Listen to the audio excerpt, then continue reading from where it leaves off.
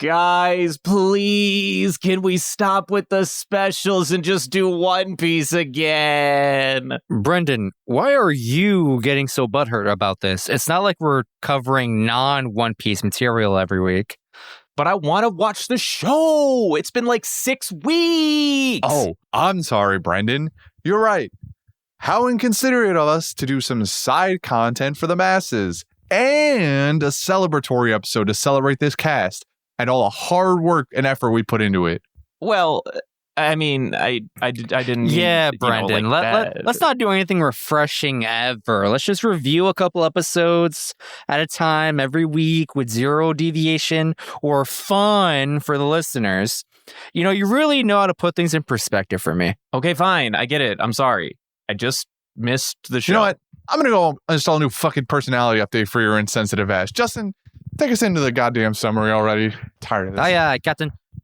We start the next chapter of our journey with Luffy finishing his training on the island of Ruskina as the Amazonians, come back to take him to Sabaody to return to his crew.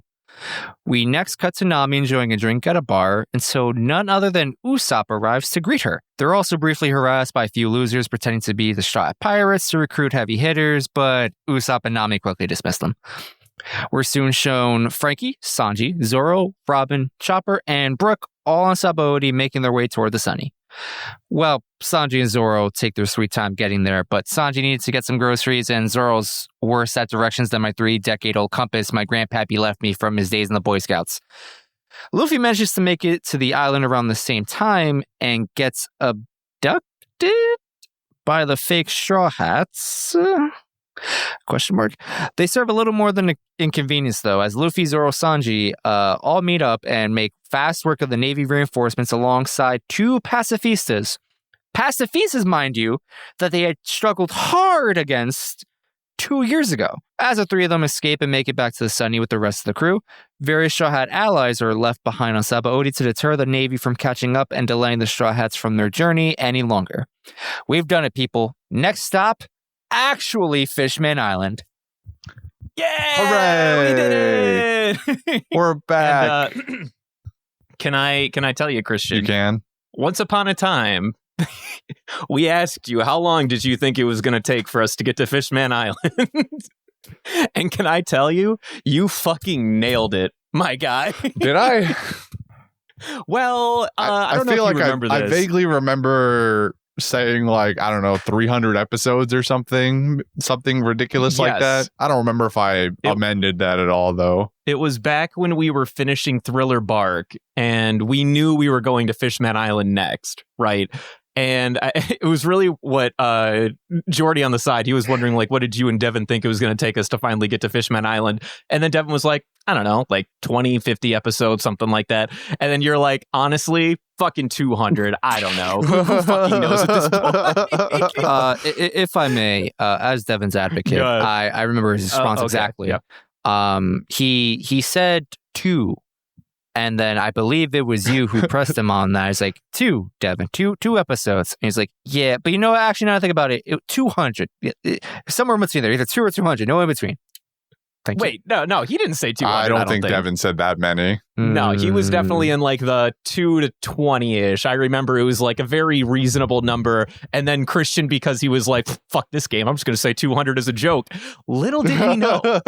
Little did he know. I feel like not only are you misremembering history, but you're like misremembering Devin as a character and also Christian in this capacity. It's definitely a Devin bit. I remember saying an exorbitantly large number for the time.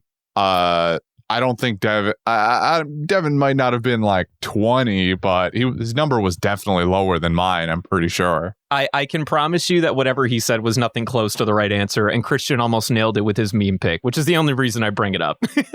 In fact, I remember when I was talking about it with Jordy, we talked on the side, and we did the math. We're pretty sure it was like exactly 200 episodes, if not like within like 5 episodes from where we were at the time. So like, 300 and fucking like 20 or something like that. And now we're probably going to finally hit Fishman Island on 522 exactly or some shit like that. My latent time abilities are finally coming to fruition. My ability to tell the future is finally progressing to a point where it matters in this stupid podcast that we do. Because there's a few. Well, joke's on you. You can only tell the future about One Piece. Nothing actually important, though. Yeah. I mean, what else do I need, though, really? You know, you're right. Absolutely Why else would I have this nothing. list of One Pieces? Shit. He's right. It's what gives him life. But one of our first talking points, we got a new opening for these set of episodes. And hey, what'd you think of it, Christian? Do you like this OP? I thought it was good. Yeah. I don't remember the last couple at all. So I would say this is a step up already. Literally all the last like 2 or 3 have just like been purged from his memory. He has no memory of them whatsoever. This hurts me so much because the last couple are amongst my favorite.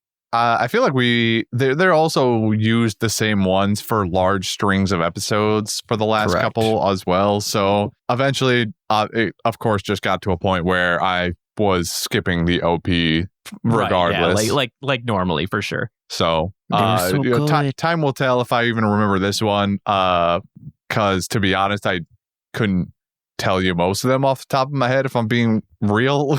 Yeah, no, I mean that's totally fair. If you played them for me and was like, "This is OP number 3," I'd be like, "Yeah, okay, that sounds familiar," but off the top of my head, couldn't tell you really any of them. This sounds like a really good idea for Christian trivia. Is that what we're gonna do for Christian trivia? We're just gonna have. If you want to watch me like fumble through whatever you ask of me, then sure. Because I mean, isn't that the point of any trivia? I mean, yeah, but if you were to play a snippet of the OP and say, "Tell me what number that was," I would have no idea what you were talking about. We'll give you a couple hints. You know, we give you, it's like the numbers are between 1 and let's just say 30. Very, very insightful hint that you've given me there. Listen, you have a range. Work with it. Okay. Well, this is your range, Christian. Yeah. Well, I hope you did, or maybe you did or did not recognize that the name of the OP was in fact known as We Go, which is supposed to be a reference to the first OP in the series that was called We Are. Mm-hmm. This is the new aged We Are, which in my opinion does not slap quite as much as We Are. No, but, I wouldn't say that. Each knee sunshine. It's good though. It do be fire with that snare though. You know, I've talked about that with Jordy in the past. That snare is like it slaps. It is. It's a good OP. These episodes have a couple of good musical interludes to them. Thanks to Soul King Brook. Bro. Soul King Brook. Iconic. I love the fact that he already had an epitaph being the humming swordsman, but that I like this way better. If it does not become Soul King Brook after this, I'm gonna be severely disappointed. Oh no, don't worry, dude. It absolutely is. It's done. It's a done deal. God. He is Soul King Brook. You know, I won't spoil it for you. You'll see it probably soon, I imagine. I can't wait for you to see my boy's new Wanted poster when he gets printed out. It's gonna be Brooks. great. Yeah. Oh, sweet. Yeah, dude. They're all gonna get new posters in a future that is kind of far, to be fair, but we'll get there eventually. Is it far? I thought it was really close. I thought it'd be like next week. It's not close at all. Shit. All right. Well, make no mistake. I lied a little bit. Justin, you're an animal yet again. Yeah, Justin's animal Listen, the moment lines, of the week. the times, they blur together. Pretty sure it's in like late 600s, 3 episodes, early 300 700s. episodes. Who can tell anymore? That's what I'm saying. Yeah, who can tell anymore? But yeah, no, his new epitaph do be Soul King Brook, which is fantastic. Just fucking fire. I guess it's more of like an additive epitaph, which this one's way fucking cooler. Way better. In fact, obviously since I watched the dub, they also made Ian Sinclair do all of these musical numbers in the dub as well. And can I just tell you, dude, they all fucking slap. Yeah. I need to go. This guy is a treasure. Sinclair's got it like that. Say what? Sinclair's got it like that.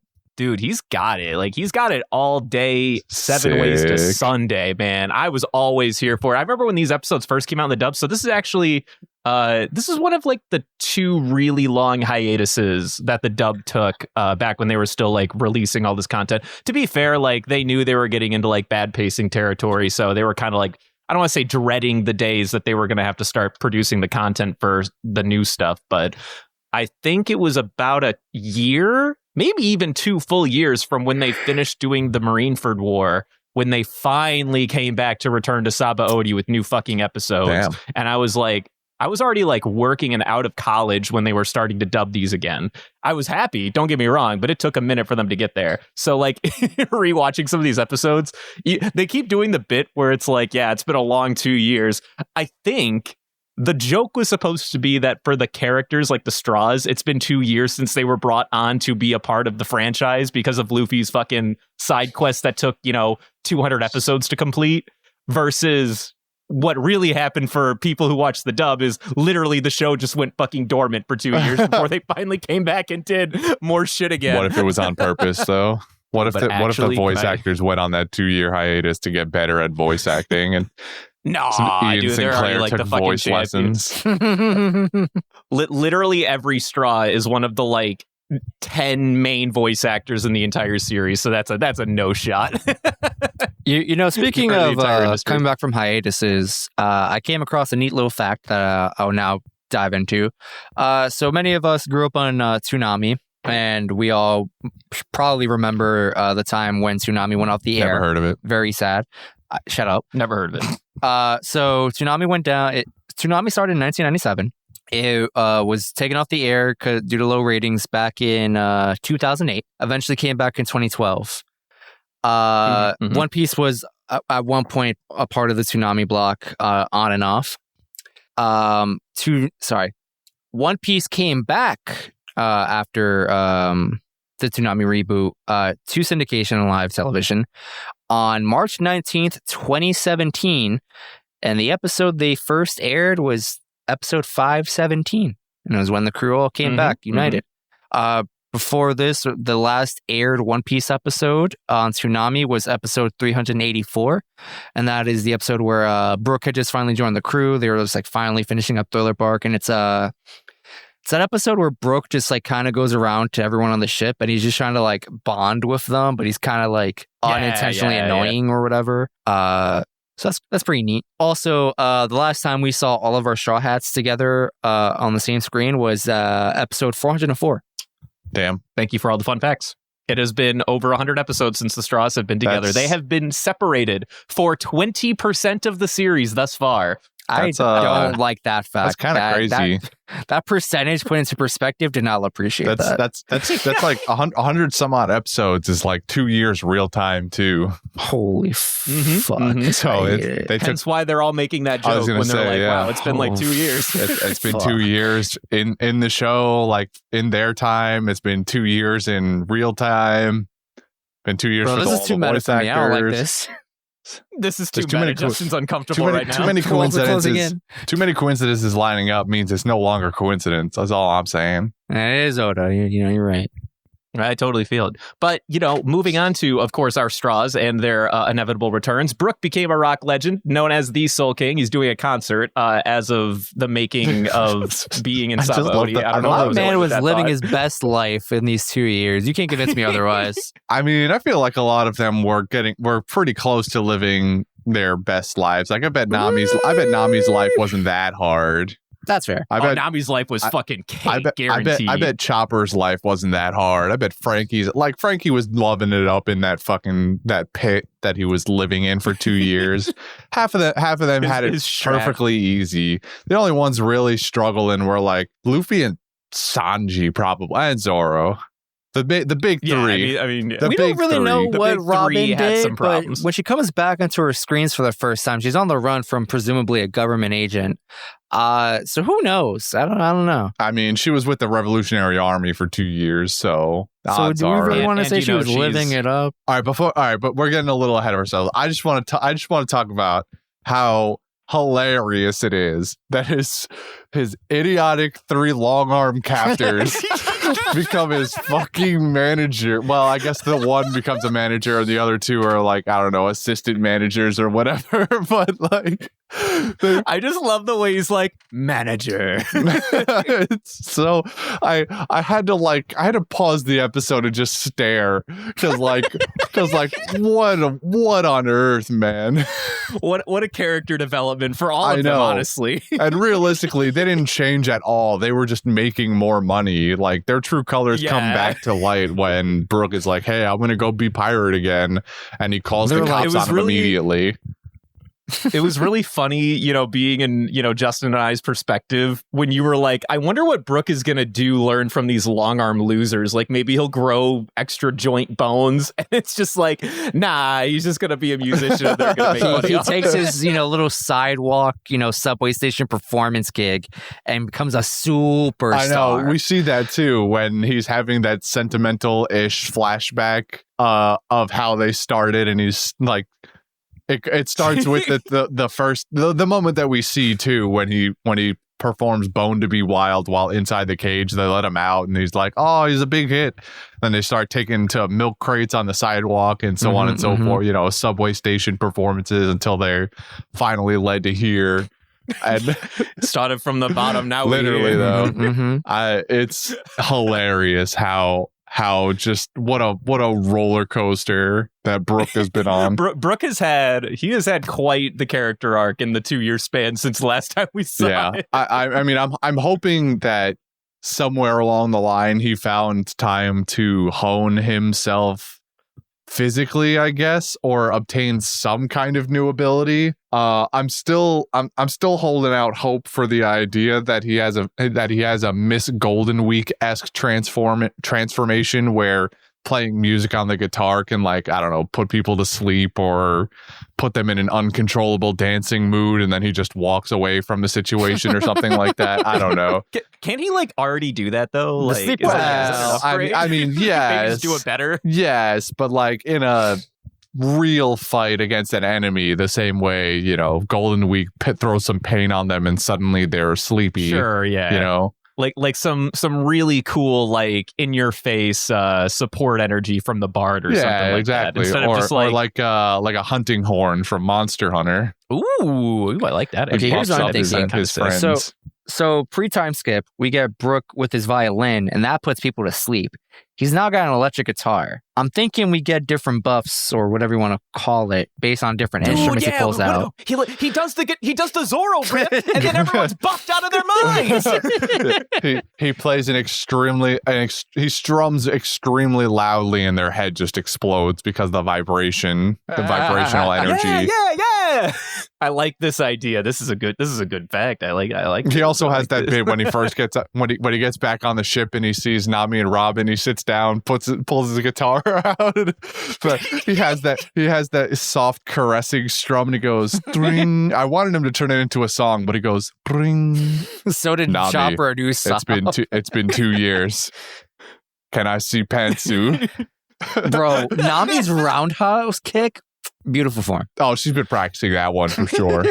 She knew exactly what was going to happen when she came back with fucking him and Sanji both getting to see her for 2 years. In that brief moment, did you think anything else was going to happen out of curiosity? Not a chance. There was not even a shot. Small glimmer of hope. No, someone was it's been 2 years. Why there not? was no hope for Brooke. What I was hoping for was that it would be a small melody that he turned into a jingle or something, and not just right, yeah, maybe he started playing a song and then he stopped because he's like, I have something very important. Namichuan, let me see your pantsu, or something a little along those lines. But this was good too. He was holding out that prayer for 2 long years. He had to unload. Yeah, and especially after getting all of the cultists, but pre actual time skip, all those dudes, boxer briefs, all the boxer print. briefs. Mm-hmm. Although if he was really as popular as it seems he was, surely some women out in the crowds flashed a titty here or there to him as well. I mean, it's no pantsu, but I was just gonna say, it's not even that. It was never Nami or Robin. That's his magnum opus, his swan song, if you will. He'll never rest. He'll never rest easy until he finally gets his his prize. Oh god, I don't like the way that mentality came up. It's got a lot of Sanji energy, and I personally didn't appreciate that. Oh god. Oh no.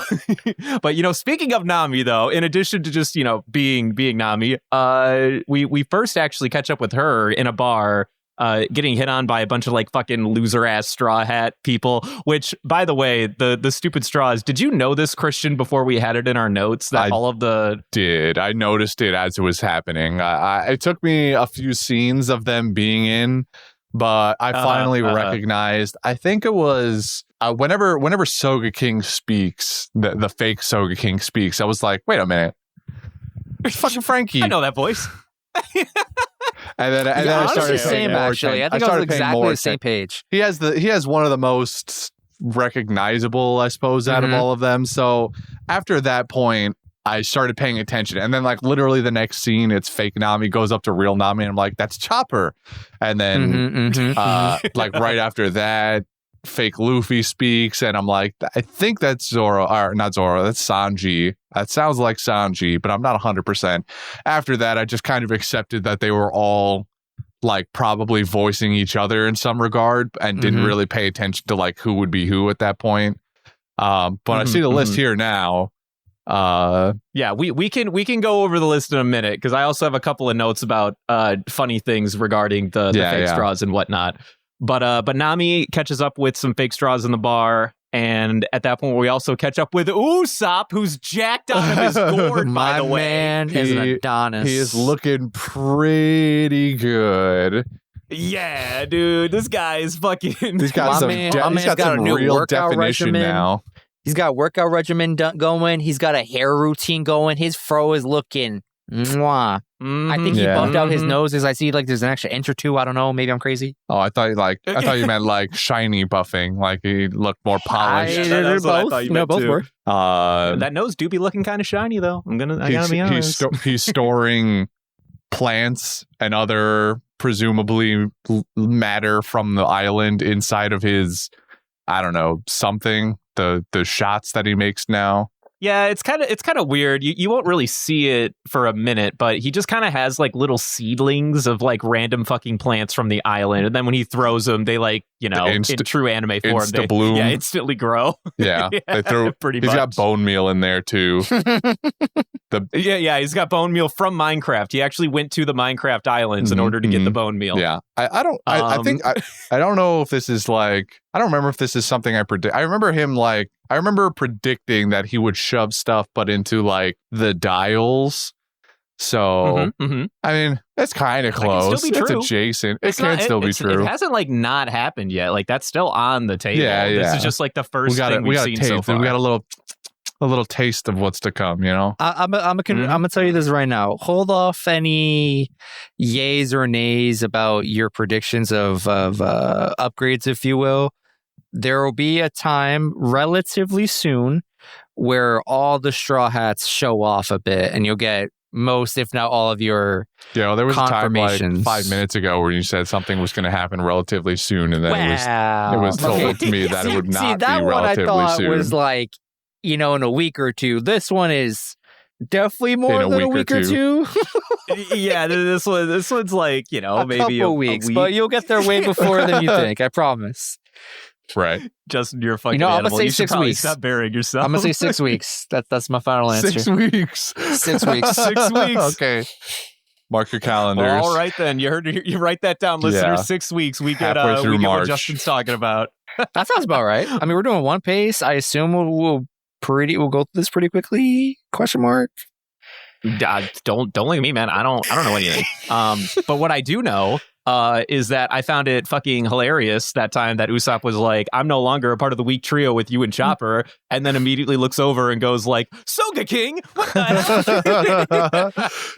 He might not be weak, but he's still gullible, I guess. A fucking idiot? Yeah, that's fair. I would prefer the term easily enamored, all right? Easily enamored by the character that he created. A character character that he fucking I just made. like the idea of Usopp like looking into his like little satchel. He's like, "Is my mask in there? Who are you?" No, but he doesn't even say like, "Is my mask in there?" He's going to be like, "Soga King, are you in there?" Because after all, that is a person to him. That's true. fair. It's like the mask from the Jim Carrey movie or whatever. Moving on to the next draw, we also have Sanji show up, and he has, oh boy, we have the beginning of our otaku end with this boy. Hurts so bad. It hurts. If you recall, bad. there was a dumb Sanji joke that I did when I pretended to be Sanji in an opening bit, and I stole one of his lines in these set of episodes. I love lady. It hurts. I do remember. It hurts so bad. I think the line is slightly different here in the sub, but it got the point across. Same I energy. recognized it immediately. Can I be honest? I think in the dub he even goes like, "I love Saba Odi" or "Viva Saba Odi" or something like that. But in my mind, I remembered hearing sub Sanji just scream, "I love lady," which is the only reason I left Same it in there as energy. my- No, the words don't matter. It's all the same. Yeah, it all comes it's- off the same. Yeah, it's you I mean, look, the energy I understand is not to some people's liking. I can, and I've not been a huge fan of it either necessarily, but it's who he is. And look, it's been 2 years. 2 years without seeing any Don't give this actual man a women. pass. You shut up. I'm gonna slide Sanji the pass for a little He's gonna while. slide- Christian, you're gonna pass. take that pass back next week. I can promise you. That's this is the probably worst true. version of Sanji right That now. is all right? probably true. Let the record show that our boy is out here nose bleeding so hard that he's launching into the stratosphere Hey, and then also honestly becoming dying. He turned blue on the ship. I remember that. There was an actual joke where Usopp asked Chopper, "We might need to do a blood transfusion because he's lost way too much Yep. blood." Mhm. God damn it, so fucking Remember the stupid. joke. It will come back. I will probably regret that decision next week, but for now I'll give Sanji the pass for these episodes and probably these episodes only. You get one horny Surely. pass. No You more. get- no less. this is like having a PG-13 movie and being able to drop one F-bomb. This is Sanji's F-bomb. This is the F-bomb. Surely he doesn't overdo this bit, right? Come on, Surely. rule of three, Sanji. Like, please. You gotta know. Well, you got to bump up to 4 because san means foreign in Japanese. All so, right, okay. fine. Rule of 4. Surely he doesn't go any further than 4 because that would just be too much. Right, Oda? Right. Moving on to the next straw hat, we have Robin. And can I just say, pour one out for dark tone skinned Robin for the remainder of this series. We unfortunately, or fortunately, I guess, depending on your perspective, Robin was never designed with that, I guess, color palette in mind. But when the animators made the error of not knowing that she was going to join the crew later, they couldn't go back on it for a long period of time, so they never whitewashed her. Unfortunately, when they got to the post-time skip stuff, they were like, all right, we're going to whitewash her now. The way that technically Animators, she was how could designed you to be. betrayed us. Oda intended for her to be this color palette, but like, if I'm going to be honest, I liked her old color palette, and I'm always going to be butthurt about it till the day Listen, I die. if Oda can accept that the animators had made her olive brown whatever tan for okay, maybe it was not 400, like 200 plus episodes, right? Surely he could have just been like, yo, keep you're already canon doing this now. Why long, can't we just just keep retcon doing that it. shit? It's Let's retcon that canon shit. now. That's what I'm saying, man. What the fuck? That's what I'm about, dude. Like, that's what I wanted. But yeah, whatever. I guess It's a bit I don't rough, know, I mean, she's How do you feel about the Pour one out redesign, for like the outside homies. of color palette, but like the the literal restructuring? The outfit is nice. The outfit's good. I like the outfit. I don't. Christian's like, oh, bye. I'm well. Is it hot in here? Man. No, I mean Didn't have to call me out like this. the outfit's nice, but I mean, I'll look forward to.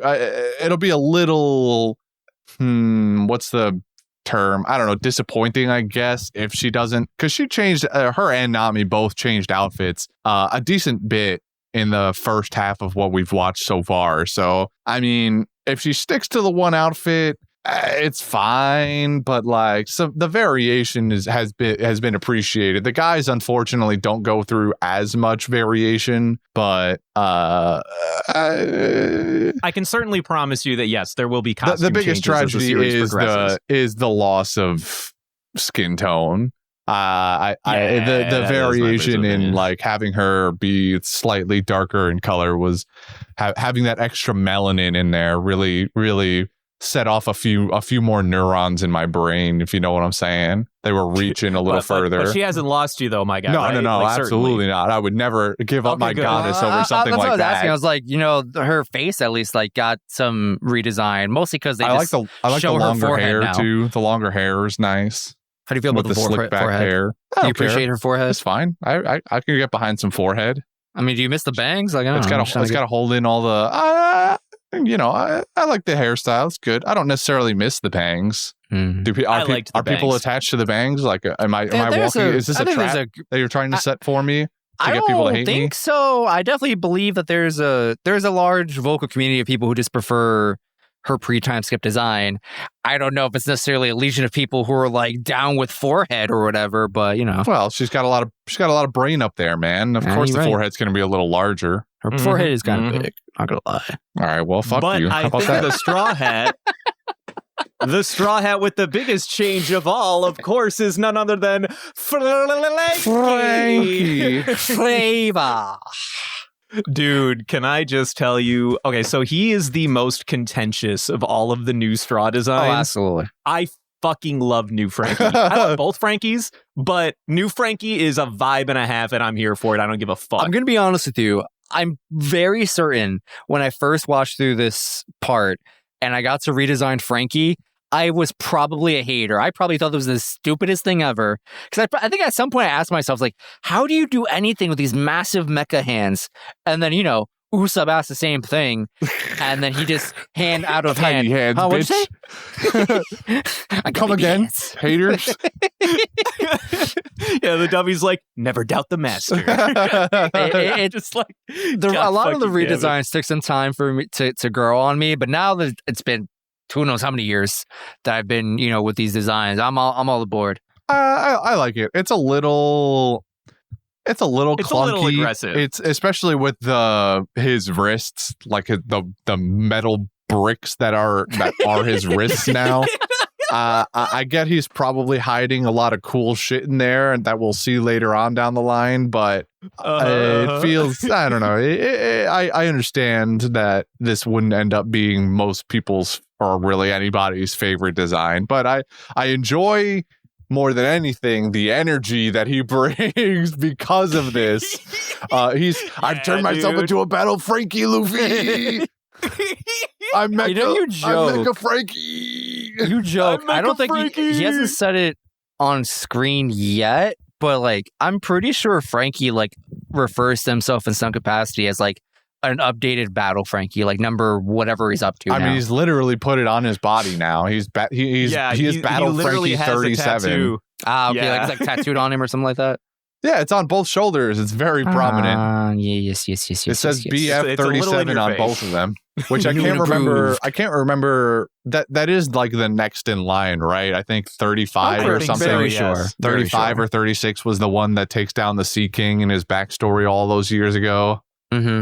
I believe So, so, yes. He has turned himself into the next line of Battle Frankie. And he keeps dropping this mecha hint, and every time it was brought up, I kept thinking to myself, because obviously he's not here. Man, Devin would have loved to be here right now. Devin would have loved this. Mecca.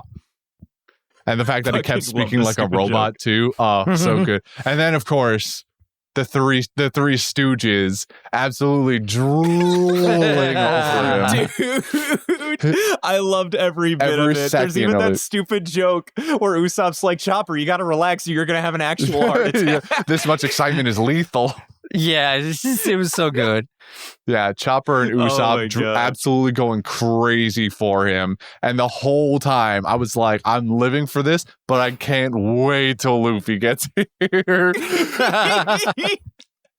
And that boy did not disappoint. He did He's like, I want to touch his nose. I want to change the hair. I want to press the button. Frankie's just standing there posing, and Luffy's staring at him with 17 glimmery eyes. But Frankie doesn't know what he's going on about. Because for some reason Frankie was just posing there like it's a normal thing he does. And then Luffy's drooling over him, and he's like, "What?" And then he presses his nose and changes his hair a bunch, and Nami's trying to get Luffy to do actual captain things. So good. Yeah, it's really good. I also love the fact that, so I think the only thing that I did dislike when I first met new Frankie was when they gave him the buzz cut. And even though they do like the button push to give him hair, I will say they could do it more, in my personal opinion, because I love when my homie has like crazy fucking hairstyles, but I do like that they still at least give him that. If they made him buzz cut for the entire series, I would have been a little disappointed. Also, so at least we get that. When he says crazy haircuts, he means crazy haircuts. Yeah, so like I think it can happen more often, but from now on, Frankie is going to be rocking some crazy fucking hairstyles. Like Frankie doesn't really get wardrobe changes as much because big clunky robot man. But my dude's haircut looking, I won't say fresh all the time. There have been some questionable designs, in my opinion, but his hair be fresh, dog. Always. Are you sure always? There's not even a single time you can think of a questionable time. He always rocks a killer hairstyle. I just want it to like, change from panel to panel. Oh, that'd be so good. Like that. A nightmare for anyone involved, but... Yeah, like that's really where my gripes are, is like, if you're going to go in on the bit, do it harder, please. Oh, man, it's so fucking good. And then, of course, Nami on the side is like, why did he do that to himself? I don't. Nami's standing there like, I just don't understand. Like, why? What is the appeal here? Because she's also looking at the two first idiots, Chopper and Usopp, going on and on about it. She's like, I just don't understand. This is the epitome of boys being boys right here. Like, they're drooling over this dude who's turned himself into a Gundam, and the two girls are sitting there like, I don't get it. Understand. Boys are stupid. Like, yeah, boys are dumb. Like, let's go shop and steer the boat or something. I don't know. Let's go find some poneglyphs. Yeah. All right, I just need to get away from these know. idiots. It's so funny that they just threw that dichotomy in there of like, why? Couldn't I also be me. love when Robin first meets up with Frankie, and Frankie's like, "Hey, it's our super archaeologist," and then she just like the fucking music is playing in the background, and it creeps to a halt, and Robin's just like frozen there staring at Frankie. It pans over to him a couple of times, and then the music starts to roll again, and then Robin's like, "Hey, it's Frankie. You haven't changed a bit." And he's like, of course I have. What are you talking about? Yeah, I know that was such a good bit. I love it. It's like, have you looked at me? Like I'm fucking like 700 times the man I once was. Yeah. God damn it, dude. I love that bit. Moving on, Chopper, we did mention he showed up. He's just like hanging. Poor Chopper, man. Also, pour one out for the hat homies. So I will say that from now on, his hat is still there, but if you notice, it's covered by that like weird headband he likes to wear now. So that will be his like new permanent hat from now on. Yeah, it's a bit depressing. It do be kind of sad. It's not like he abandoned the hat because it's still like his treasure and whatnot, but like they put a medical bonnet on top of it to like, I guess, round it or something. And I don't know, man. I just want the top hat. It's kind of lame. I don't like it. I'm a little selfish. I don't like it. I want top hat Chopper. I want top hat Chopper back. He also gets poached by the fake straws. Well, kind of poached. He was like, wow, you guys are assholes. And then he runs away and then finds real straw hats. And then he has this like nice little tender moment between Usopp and Nami. They're like, oh, you're so big now. I can fucking ride your ass here. All right, the way you said that was way more aggressive and far weirder. Usopp's standing there looking at him in deer form, and he's like, oh, you're so much bigger now. I bet you'd be, I think he says a smooth ride maybe in the sub or something like that, you'd be a Which smooth is still a ride really right now. weird comment in my No, personal I mean opinion. it's what you say about cars. If a car has really good shock absorbers on it, it's a smooth ride. It goes I don't know, over that had a bumps weird well. energy to it. That Something I was didn't fine by appreciate. me, but I mean, then Nami's obsessed with the floof, so she Mhm. comes in for a big hug on Chopper's mane. Yeah. And I, he do be looking pretty floofy if I do say so. His adult code is coming, Yeah, he does have a bit of an adult coat, kind of like his reindeer counterparts from way back when. I think his dad actually had like a really. It reminds me very reminiscent of the Pokemon Taurus for some reason, with that like the big almost lion's mane that has no business being on I guess wildebeest and other animals of the like have it too. Anyway, not something reindeer typically have, so I guess that's kind of what I'm getting This at. has been your lesson from zoologist Unless moose, Christian. do meese have that kind of thing? I think meese are actually kind of shaggy too. So like maybe Hold on. Luffy's here, No and- offense to Luffy, but I feel like we're about to gloss over another very important character. Wait, did we gloss you over did characters? skip Zoro. My boy. Did I skip We Zoro? did skip Zoro. First Well, one to the I- island. First one And to he'll Shaggy's bar. He'll never let you live it down either. He is the first rank, and you are garbage compared to him. Bro, He's such a fucking goon too about it, man. It's fucking loser. There's actually a really good throwaway line. We didn't get it in the pace, probably because it was fluff and filler or something. But we didn't see him get to the bar first. He just said he made it first, and everyone like recognized it or whatever within the pace episodes. There is a scene when like the very first scene I think of the first episode is of Zoro showing up at the bar, and he's like silhouetted out or whatever. So it's like, oh, I wonder who that is, but we all fucking know. And he's asking Rayleigh like, hey, did any of the others make it yet? And he's just like, nope, you're the first one. And then this fucking line, I shit you not, is I bet they got lost. That's good. Oh, that's fucking gold. That's gold. I was a little sad we didn't get that here, but I understand for the sake of leanness that they were like, okay, that's Listen, not what man, I want in this. we're doing a 93.7% ratio. We could sprinkle in a little bit more fat. You know what I'm saying? Yeah, I mean, I'm here for that kind of fat. That's what I'm personally, saying. but- That's good fat right there. I didn't want to let the record show that went unknown, because that's honestly one of my favorite dumb lines from these episodes, and we didn't even get to see it. Yeah, that's a banger. One for of my sure. favorite dumb moments is when Sanji, finds him, if you will, and just knowing that or at least my reintroduction to Zoro, I guess maybe officially after you said it, because he was technically like silhouetted out in that first episode or whatever. When we finally get to see Zoro in his own new likeness after 2 years, it's just, my man can cut boats in half. My man was working all those 2 years. Also, he's a dickhead for doing that, because he's like, oh, I ended up on the wrong ship. But the way he doesn't even apologize to these people is like, you should blame your shitty luck that a curse like me just happened aboard. Like, what? And he was using the cursed blade. He used the cursed blade to saw those boats in half. God, yeah, somebody called the fucking what's his name, the tape dude or whatever. No, what an asshole, man. He goes, yes, it was your terrible luck that brought you to me, and then I cut your ship because you're fucking shit.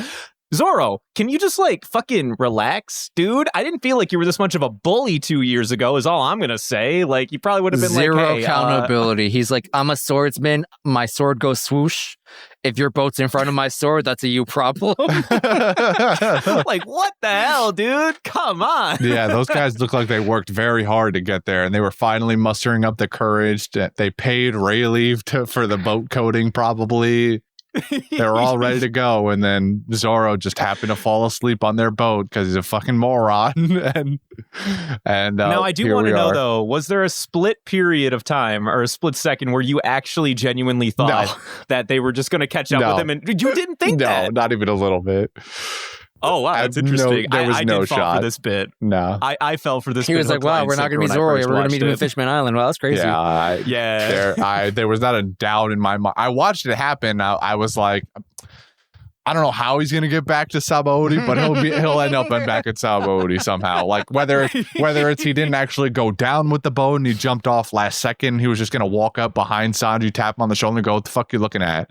Or whatever it was going to be. I there was no shot they weren't all gonna reunite in these episodes. Man, see, you're a more astute fan than I. I definitely got baited on these episodes the first time I watched it. If I was anything like Brendan, like, I would have literally cried. I'm like, no, you can't do this to me. The best part is that after he cuts the boat too, he's like, "That's not my ride." Yeah. Like, all right, I got lost. Sorry, Zoro, my bad. And it's nobody's fault. Not nobody's. It's not my fault. Can I tell you how glad I am too that now we can finally start like sending meme content of Zoro like at any capacity? Because up until now, since you didn't know like the new Straw Hat designs, we've been like holding off on memes and whatnot. And the one fucking meme I've been holding on the most has been that stupid eye thing. So I'm just so glad that we now have officially I knew what the redesigns looked like already. We've discussed this before. I knew what all of them looked like before. It's a matter of principle here, all right? Yeah, it's like a matter of like posterity. Come on, that's fair enough. I'm just saying, like. We can finally add you to the spoiler channel on Discord. I mean, I won't be doing that. I definitely won't be doing that. I wouldn't go you that guys far. Are fucking. You guys are animals in there, ravenous for any sort of content. How would you know? Huh? You're not in there. From what you guys talk about in the general chat all the time. What do you mean? Well, I don't know. Or any of them. Moving on, we can finally talk about the fake straws. And like we mentioned briefly earlier, yes, all of the straws, all of their fake counterparts are voiced by each of them, just kind of swapped around. The only voice actor that didn't get a stupid straw counterpart was Robin. And unfortunately, it was just luck of the draw. Brooke wasn't included in the fake straws because technically, by the time they were separated, he was so new, he wasn't even recognized as an addition to their crew. So that was already one member less at that point. And without Brooke being there, they just kind of like hopped around and were like, well, now we're out of chicks or whatever. So I guess, Robin, you drew the short straw. So she didn't get to partake in the joke. But unfortunately, that being said, very, very unfortunately. Fortunately, we do have the names of everyone. We had Frankie, who did Soga King, Chopper, who did Nami, Sanji did Luffy, Usopp did Zoro, Zoro did Sanji, Luffy did Chopper, Nami did Robin, Brooke did Frankie. Now, I have two fun anecdotes, at least from the dub perspective. I don't know as much about the sub, but when they got to this part in the series, there was a big cry from like just watchers and whatnot and dub advocates.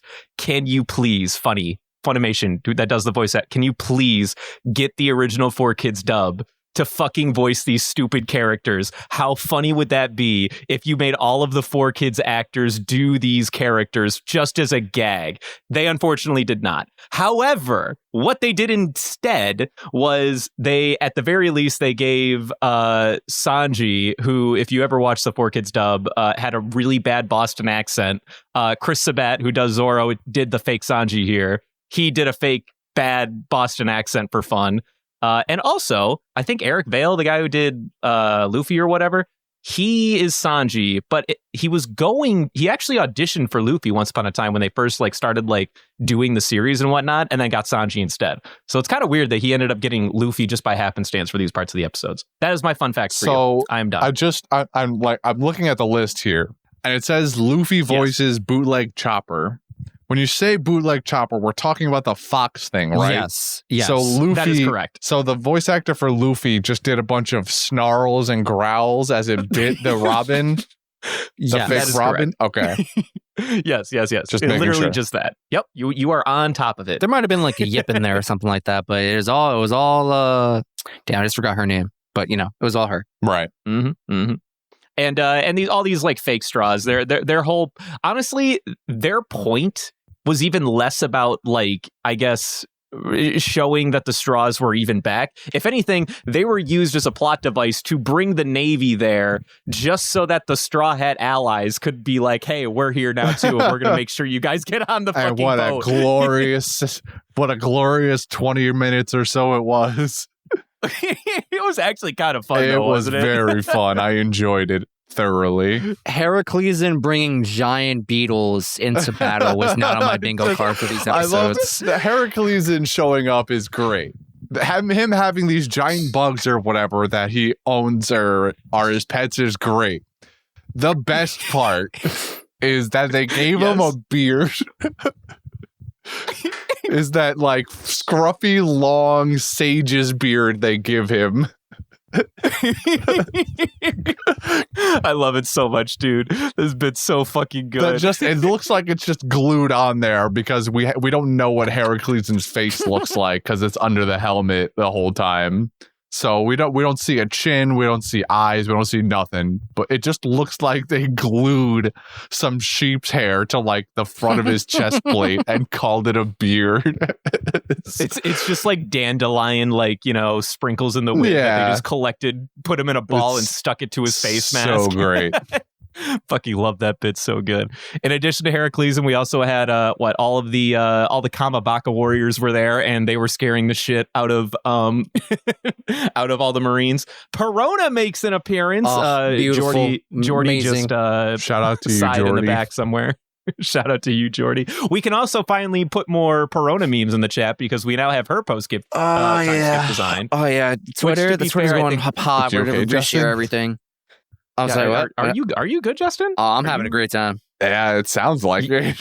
Yeah, it sounds like all I'm saying, all our Twitter followers, you're about to see 10 times more Perona. Where I'm sharing everything. Did we follow daily Perona pics again or we something? were already following. We just didn't share everything because, you know, spoilers or whatever. When did that happen? I thought we were only following Hancock. And then we added Perona, and I personally recently added like a third page. I think it was like Daily Margaret. What is this garbage? We can't be adding all these damn waifus. I'll do as I please. This is we were only supposed to be following one for the joke. I personally added one waifu, and it was relatively recent, like in the past 3 days, because it just happened to pop up on like recommended, and I was like, Daily Margaret, subscribe.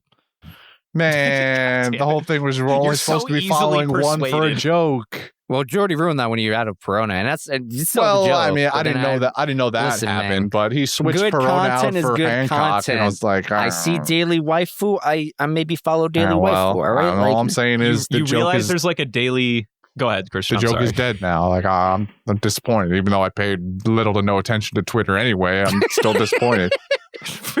Look at this man waving his righteous finger at me, being a hypocrite. His righteous finger.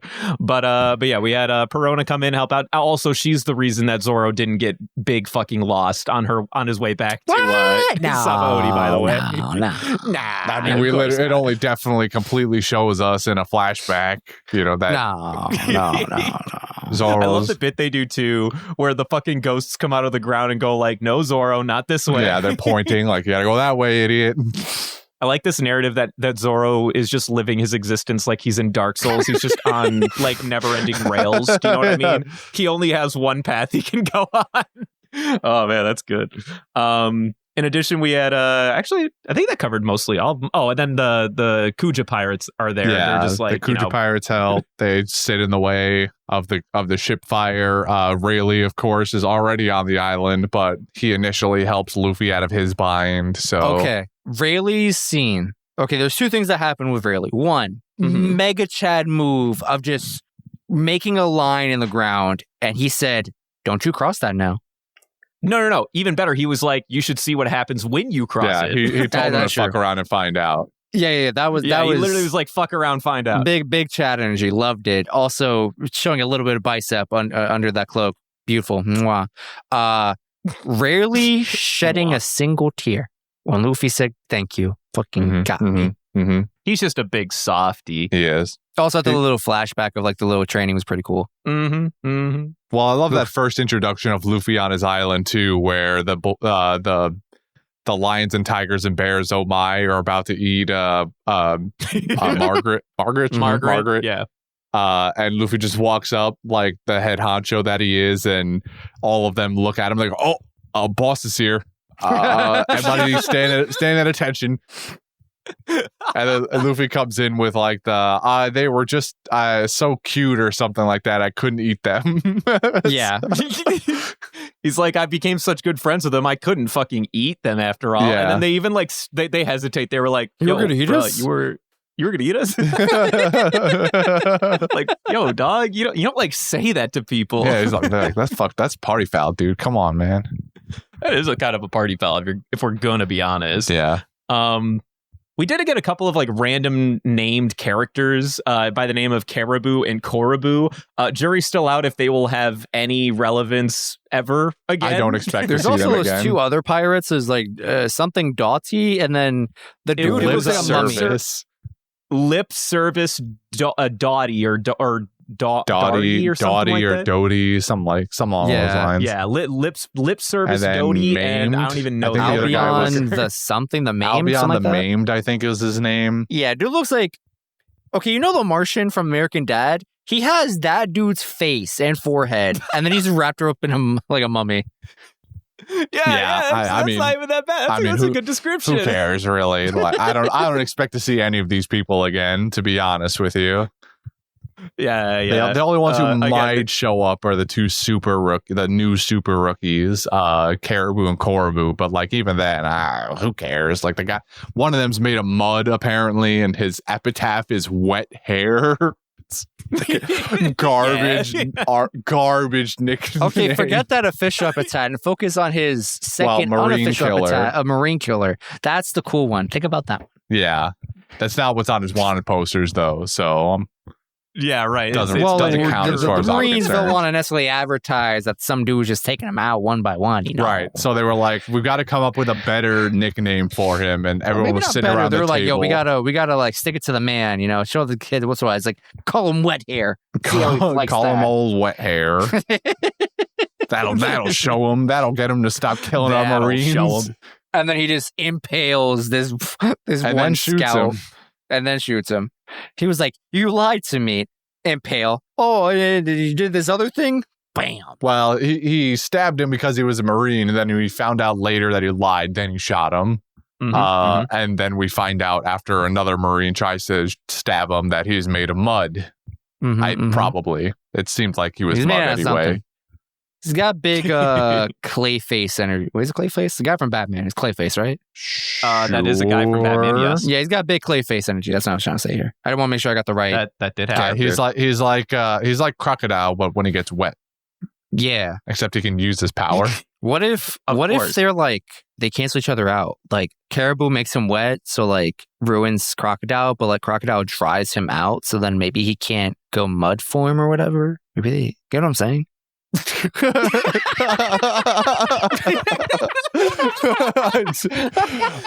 Hey, Justin, why don't you? I feel like I why don't could you put down the joint? I feel big like I guy? could hear the Put gears it away. turning in your brain just there, grinding away.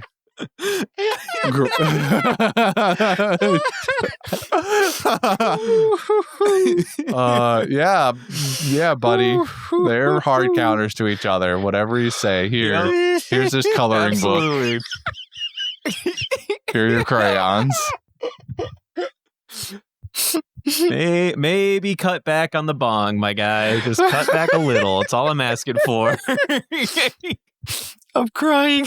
Right. So these named goons have been recruited as part of the fake Straw Hat Pirates attempts to gather a crew together and Mhm, sort of make it big, as it were. And at no point did it really cross their minds that there's a Navy headquarters like right down the street that used to be an old Navy headquarters, but is now just like one step down basically, and the new Navy headquarters got moved to the New World. So but at no point did it cross this random schmuck's head that like putting out all these posters and recruitment issues would at all attract the attention of the Navy. Yeah, like And they brought out the big guns, Uncle damn it, I ruined my own joke. Sentomaru came with his uncles again and for another fishing trip on Sabaody and ruined yeah, all of the dude. fun for those guys anyway. I'm glad we got to see Sentomaru again. He seems to be doing well I kinda for like himself. Sentomaru. He's a cool guy, right? Yeah, I don't know. He doesn't have much screen time, but I like his character. He's kind of maybe it's because he's adjacent to my favorite Marine, or I guess my second favorite Marine, Kizaru. So Smoker no, or whatever. Kizaru. Oh, Kizaru. He's Okay, adjacent yeah, to yeah. Kizaru, so he's automatically in my good graces because of that. Smoker would be my actual favorite Marine, but Kizaru is my runner up there. And Sentomaru is Kizaru adjacent. So it's I don't know. Something about Sentomaru's character is just kind of it's interesting to see him on screen. And now he's a full blown Marine. I don't know what he was before necessarily, but he was, I guess, just like dedicated science unit member, so just like not like an enlisted officer kind of things. Like I work for the military, I'm just not in the military. What I can say is I tried to look up his ranks, and my impression, at least, is that maybe when we last saw him, he was only enlisted, and now he's a fully fledged like officer in the military. That's my best. That's my best translation as to what's happened here, because I don't think he was an officer before, but now he's like full-on captain or something. Yeah, like he's got the shoulder jacket and everything now. So I'm sure it didn't take him long to rise through the ranks because he knows his way around combat pretty easily too, it seems like. So Brendan, do you think they made him like chuck a basketball 20 yards to pass his physical? Dude, I bet you that they made him chuck a basketball 20 fucking yards. Honestly, probably more like 200 yards. With the standards they need, standards they need to hold in this universe, like there's 20 yards ain't gonna cut it. What standards? We got random Marine Goon 2 over there. I bet you old man Whoop Slap would be able to throw a basketball 20 yards on his knees. Dude, you should actually try though. It's kind of tough. It's not as easy as you like. You hear it and you're like, dude, I can chuck it like a fucking football field. But then you do it and you're like, why did it come out like it's a limp noodle? You know what you just said that made me realize how dumb I am? This entire time, I kept saying 20 meters, and I'm like, am I using the right unit of measurement? I don't really know how far that is. Well, and then you said the word football, and I'm like, oh, I know exactly how far that is. Coincidentally, you're not too far off. A yard and a meter are very close in length together, so... Yeah, they're both about 3 feet. They're neither of them are exactly 3 feet. Oh, I think a meter is a little longer than a yard, if memory serves. I think it's like 3.3 or 3.4, something like that. So it's a little bit more. So, but either way, you're an idiot. You should try it though. It's a lot harder than you think it is. I promise you. Like you'll chuck it and you'll be like, it's like those like dreams you have when like you try to punch somebody, but then like as soon as you land, it's if you punch like a pillow. You know what I'm saying? Yeah. Or you're like trying to run in your dream and you're like slugging through mud. It's just like that. I promise you. When you do it for the first time, anyway. But no, I bet you that Sentomaru could totally chuck it like 200 yards, guaranteed. For sure. I mean, do you see this guy's delts? All right, moving on. I also like Sentomaru, but mostly because he took Big Battle Axe and bonked Damaro he Black. gave him big bonk. And then something about his line of the real Straw Hat isn't scum like you. Something about that just like stuck with me. And I was like, does Sentomaru like the Straw Hats? He's a stan, bro. He's a closet fan. He strikes me as a closet fan. That's what I'm saying.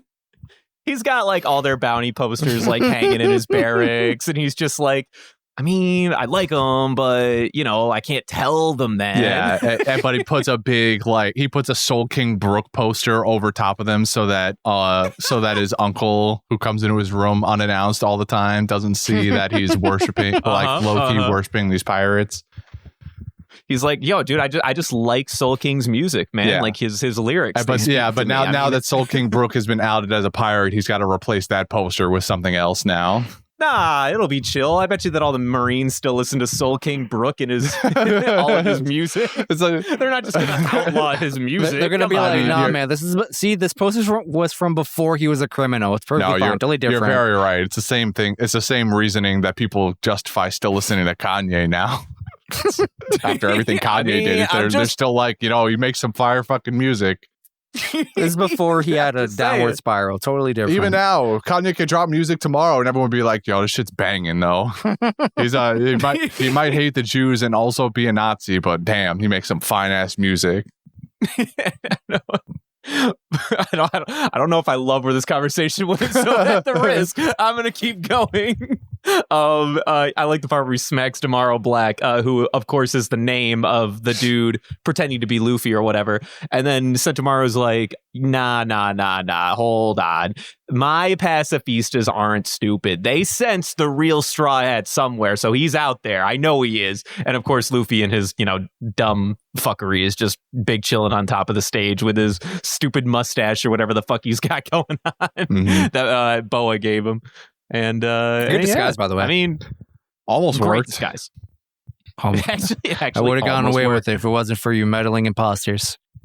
There's an I mean, it was the imposter among us. pacifista. Nobody recognized him except for the pacifista. Well, if it wasn't for the imposters advertising their recruiting, no one would have ever showed up to bring a pacifista and then find Luffy. Well, right. I actually, you just made me realize we watched an inverse game of Among Us where it was just a bunch of infected and one crewmate.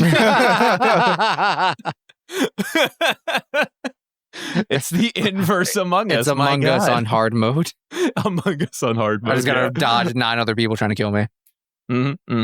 And of course, Luffy demonstrates his nothing new really, other than just being way fucking tougher and decking that first pacifista. He's got a new sense of finesse, all right? Well, He's like, we got a too couple- slow, you can't hit me with those. And then he goes one shot, bam. Yeah, we get a couple of instances of him demonstrating intense reflexes / hockey ability.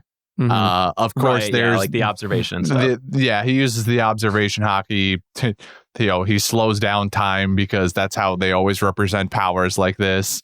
And then of course we get the brief usage of Conquerors when he knocks out the fakes in the that road in the middle of town or whatever. So you get a little bit of I mean, it's nothing we haven't seen before, but second gear. But with added hockey onto it because Sentomaru goes like, he just used hockey too. He's using hockey now. My God. Okay. The reaction from the crowd when he punched the pacifista and made a crater afterward blew me away. I was with them. I was like, holy shit. Yeah, man. I mean, like The crowd it's really nothing sold it for me. new. It's nothing new for this franchise, but like I'm here for it either way. Especially with like the music's bumping and you got like all these fucking set pieces like going crazy and everyone's like, what the fuck is this? Something about the crowd reactions just like give an added layer of experience for me that I can't articulate very well, but it just pulls me in more. Yeah, it's 100 pirates realizing they're looking at the actual Straw Hat Luffy and not They're some, like, holy some shit. asshole. We almost followed that idiot to our daddy. Who knows I where. was really hoping, by the way, that the guy posing as fake Luffy wouldn't even be a pirate. He'd just be some random schmuck who was like, I can make a quick buck off of this. Like, not even having a bounty, just some guy who got his friends together and was like, it would be really funny if we impersonated Straw Hat Luffy and went on a pirate adventure. That'd be great. Like, yeah, that would be funny. What if though? But they're drunk and they like drunkenly make all these posters, wake up the next day and have all these people knocking on their door and all these really scary dudes with 200 million buried bounties like guys. Yeah, now they got to double down on the bit. Yeah, they just have to like the Hangover movie their way through this situation now, like dealing with what they did. Good. You're just describing what happened in real time to Buggy. You realize that, right? Wow. Can't wait to see what that man's been up to for 2 years. Yeah, I also can't wait the to see what that results man's been may up surprise to. you. Will it?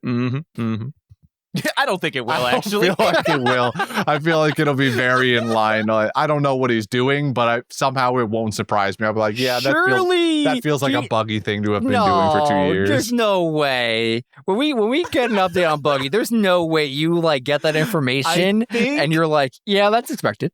I think at this point, Christian is numb to any nonsense that Buggy will get into. Just every time he popped up on screen in the last 500 episodes, it's been Buggy Fest. So like now, anytime Buggy does something, I'm like, yeah, that's a Buggy move. Nah, Classic there's no Buggy. way.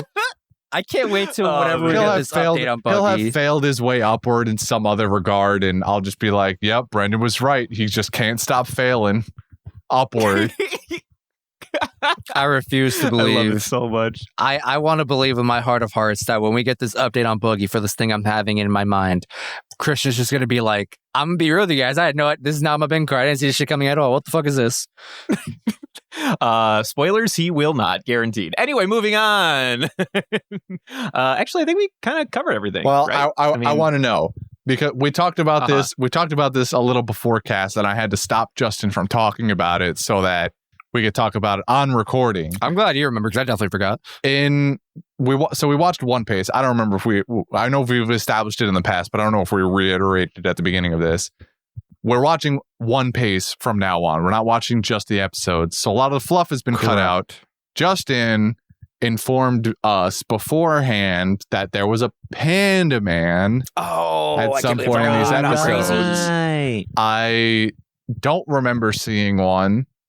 And honestly, now that we're watching One Piece, if I never see one again, it'll be great, because then I can just blame One Piece and not the fact that I just missed it. Ooh, okay. I have a perfect out now for never seeing him again. Well, I personally have not gone back after reading that fact or whatever to go revisit if it was in the One Piece, but the wiki bullet point said that he pops up in the frame or the scene when if I'm reading and understanding it correctly, when we first see Robin again, she's running from that presumably government agent in a suit and tie or whatever. What? Allegedly, he's in that same scene.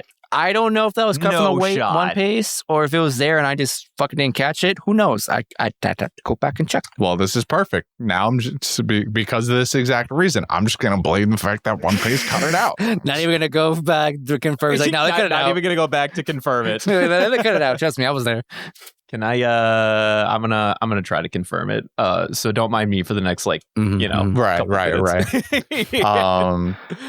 Well, kind of wants to know. Is there anything else we need to talk about, or besides that? I mean, there's little things here and there. I briefly mentioned how the Navy has moved their actual headquarters. They've swapped with some other outpost or establishment called G1. G1. So G1 is now where Navy headquarters used to be, near the Red Line or wherever it was, specifically in that triangle of other things with Impel Down. And now actual Navy headquarters has been moved to where G1 was, which is in the New World. So Correct. Now that, they make a big deal of pointing out how the headquarters and the heads of the Navy are now in the territory of the four emperors. And how that is going to make things much more difficult. But they also dropped that idea which we already knew was going to happen, but this is the decision of Sengoku's successor, who they don't name drop. But was hinted at by Sengoku himself before the time skip that he was going to nominate Aokiji. For some reason, I'm assuming that doesn't end up happening. Poor K. Because why do you think that? Because they specifically named Aokiji as the one Sengoku was recommending before. If he became the actual successor, I would figure they just straight up name drop him there instead of vaguely referring to him as the successor. So the fact that they say the successor makes me think that it's someone who's not Aokiji, and that they would then want to keep it a secret so it can be dropped on us like a nuclear bomb later. Do you have ideas, thinking it's someone we already know or someone completely new? I would assume it's definitely someone we already know.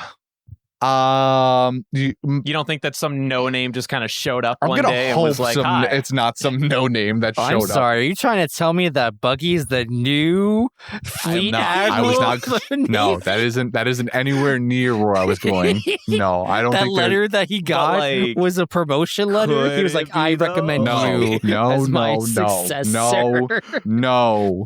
I'm just saying, like, what if though? I'm saying I'll stop watching the show. I'm saying I'll stop showing up every weekend. This will be a Brendan and Justin jerk fest for the next 600 episodes. No. with an occasional sprinkling of Jordy and Devin. Justin, we gotta figure something out, man. Yeah, you we don't have a lot of time. We gotta hit up the people at One Piece. We gotta ask them for new edits. We need a One Piece Alum exclusive line of episodes. I'm gonna say there's a decent chance that Akainu ended up in the successor's seat, just because he's the guy who gets results, even if it is a little bit brutal. And they've also moved their headquarters to the New World, where things are a lot tougher. So they would probably want someone who can be more heavy-handed in times when heavy-handedness is needed. So do you think Aokiji would take that, like, you know, like take that lying down or whatever? Like, do you think that either of them fought for the position at all? Or I not? would say Aokiji probably wouldn't have fought for the position unless he knew that Sengoku wanted him to be in that spot. If Sengoku came up to him and warned him ahead of time, saying like, "Hey, I'm tapping you as the guy to replace me," then I think Aokiji would rise to the occasion. But if Aokiji was just there and they were offering up the position to, like, you know, those three people, Kizaru, Akainu, and Aokiji, if they said, "Hey, like, if any of you wants to be the successor, speak up now," I don't think Aokiji would.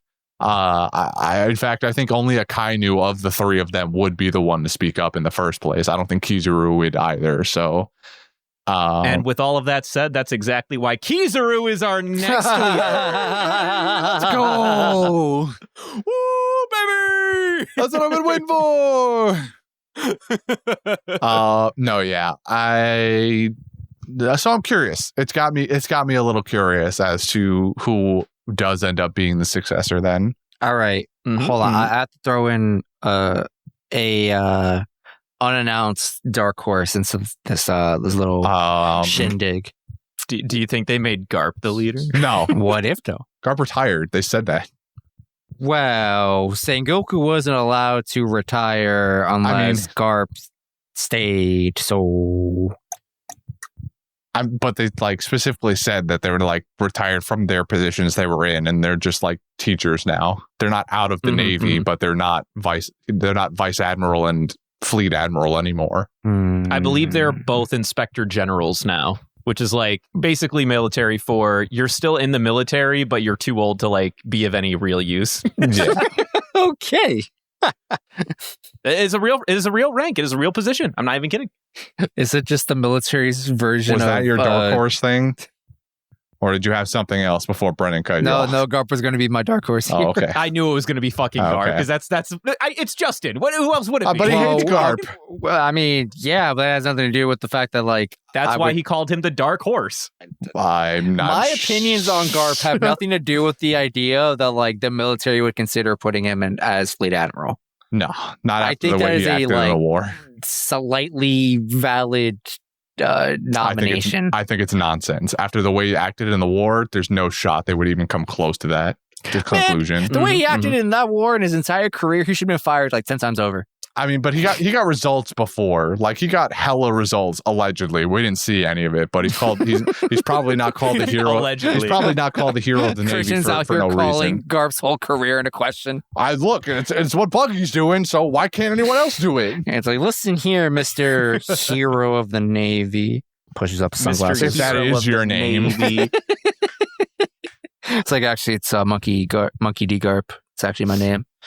Can I interject, by the way? Did you guys see what I sent you in the Discord? Yes, proof that Panda Man was indeed featured in Panda Man was featured in these One Piece episodes. We are fools. That is a yikes. We are fools. You know what? I'm going to secondary blame this on the fact that Robin was also on screen at the same time. What else was I supposed to focus on? Oh, okay. He's enamored by them hips, dude. He just can't look away. The way that the way the towel is tied, it's like slightly off kilter, so you get a little bit more of hip bone on the one side, bro. It's fucking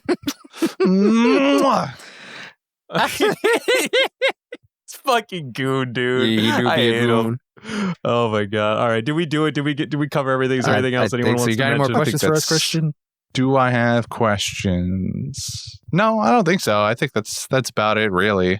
All right. Well, next week, we'll be covering contents from episodes 523 to 527. Moving on to quotes, if we have any. Do we have any? I do have quotes. Yes. Yeah. Can I go first? Yes. Go on. This one comes from our boy Frankie. When I believe it was right after Robin was like, "You haven't changed a bit." He was like, "Haven't changed a bit. I'm the stuff dreams are made of. I'm beyond human comprehension." That do be true. Damn it. I think Nami confirmed that Never actually. fucking change. I did write down just Brooke music because Ian Sinclair became my spirit animal for these short-lived episodes. Bro, the concert What a was coincidence. lit. I wrote down Brooke laugh. Yo. I also have a Zorro quote. That I choked on my word there a second ago. A Zorro quote. Whatever you say, number 7. Beautiful golden. Need anyone say any more? Nope. We already talked about what the little hands came out. He's like, never doubt the master. This is a good bit. One of the throwaway lines from a goon when Luffy first revealed himself. He was like, "You mean Straw Hat didn't get fat and gross? He was fat and gross to begin with?" It's like, what the? Or actually, wait a minute. I think I'm misremembering. I think it was Luffy. Nah, yeah, forget it. That was some line like that. It was fucking stupid. It was great. Throwaway line. And then when Luffy realized that fake Zoro wasn't real Zoro, he was like, "Man, this is blowing my mind." He just walks away. All right, I'm good. Those are all my quotes. I want to interject here because in my little fact search, I found out something that was cut from the One Piece is Brook learned to stand at 45-degree angle perfectly. Sick. I always believed in him. He did. He fucking did I it. always I knew believed he'd He you. do achieved his it. goal. He said, "I'm gonna learn to help Luffy by doing 45 degrees," and my God, he did it. What a dumb fucking thing. Like, you know that Oda was just like sitting in his room one day and he's like, what am I going to make Brook aspire for? Oh, I got it. Fucking angles, dude. He's like, I'm going to make this boy so geometric, it's not even going to be funny. He's going to be so fucking symmetrical. Oh my God. Well, you've already interjected. Why don't you just give us your quotes too? Oh, I don't have any. Oh, well, that's depressing. I feel like these couple episodes had some good lines in them. I don't know what you were watching. You're probably right. I was watching Zoro and thinking about how You know I'm what? still really blame sad he lost his eye, or maybe he didn't lose his eye. Maybe he's just keeping it closed. We don't know. We don't know what's up with his eye. He's self-nerfing.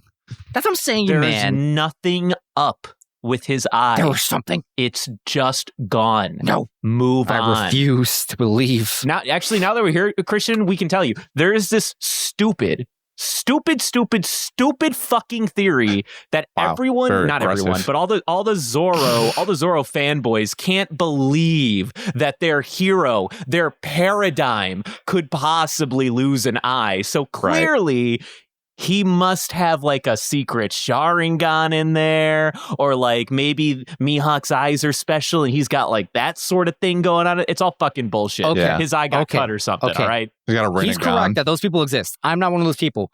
However, Really? You are That's what totally you one of just those made it people. sound like. Whoa. Let me clarify. Not my theory. It's not my theory. A theory I subscribe to is at some point during his training with Mihawk, my understanding was like, oh, he's going to teach him how to use observation hockey. Part of that training was Mihawk told him, yo, close one of your eyes and like don't ever open it unless I say so, or whatever the condition was, right? They're training. Zoro opens his eye. Mihawk goes, swoosh. I told you don't open your eye.